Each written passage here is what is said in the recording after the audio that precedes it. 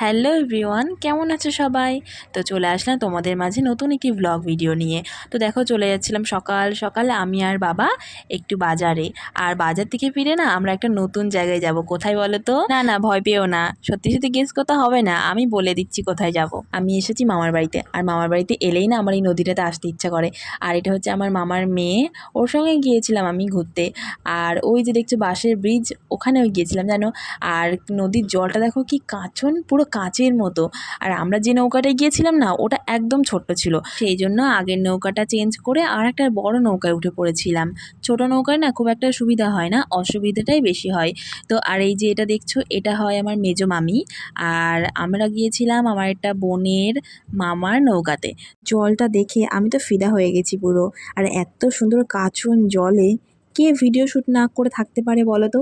আমি তো বাপু পারবো না, সেই জন্য তো আমি চটপট আগে ভিডিওটা শ্যুট করে নিয়েছি। মানে কি বলতো, মেয়েদের না একটা স্বভাব আছে যে এরকম নদীতে নামলেই জল নিয়ে খেলা করতে ইচ্ছা করে, পা দিয়ে কখনো হাত দিয়ে। আর বেশিরভাগ সবাই নদীতে ভিডিও শ্যুট করতে যায় যদিও, আর আমি যাই ঘুরতে। আর ঘোরার সঙ্গে তোমাদের একটু শেয়ার করে দিই যে দেখো পরিবেশটা কত সুন্দর। আর এই হচ্ছে বাঁশের ব্রিজ। এই ব্রিজটায় এত পরিমাণে ভিড় থাকে না, কি বলবো, একটু চান্সও পাওয়া যায় না ভিডিও শ্যুট করার। আর আমরা যেদিন গিয়েছিলাম সেদিন একটু ভিড়টা কম ছিল, সেই জন্য তাড়াতাড়ি করে কটা ভিডিও শ্যুট করে বেশ কয়েকটা ফটো তুলছিলাম। আর পিছনে দেখো সূর্যটা এত সুন্দর লাগছে, আর আমরা টাইমটা একদম ঠিক টাইমে গিয়েছিলাম। ওই টাইমে সূর্যটা বেশ একটু লালচে লালচে হয়ে যায়, মানে সূর্য ডুবে যাওয়ার সময় আর কি, যে আলোটা হয় সেই আলোটাই ভিডিও শ্যুট খুব ভালো হয়। আর এই যে এখানে আমি নৌকায় একটু শুয়ে পড়ে ভিডিও শ্যুট করছিলাম। আর এটা আমার বোনই ধরে দিয়েছে ক্যামেরাটা, মানে ওর হয়েছে যত জ্বালা।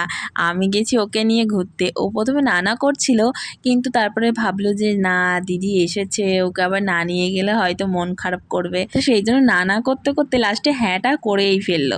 তো দেখো কত সুন্দর ভিডিও করে দিয়েছে আমার। আসলে ও ভিডিও করতে না খুব সুন্দর পারে। আর ওই যে আমরা যখন ব্রিজের নিচ দিয়ে আসছিলাম, তো তখনকার এই ক্লিপটা। আর একদম যখন পাশ কাটিয়ে চলে এসেছি তখন না ক্লিপটা আমার নেওয়া হয়নি আসলে। তখন মামি বারবার করে বলছিল যে এখন ক্যামেরা অন করিস না, ফোনটাকে থুয়ে দে থুয়ে দে। তো সেই সময় আর বার করিনি ফোনটা। তো তারপরে দেখো আমরা বাড়ি চলে এসেছিলাম। আর তারপরে হচ্ছে আসল ঘটনা, এই যে পায়রাটা ওড়ানোর শ্যুটটা। আমার মামার ছেলে শখ করে পায়রাটা পুষেছে, তো আমি ভাইকে বললাম একটু ধরে দে না।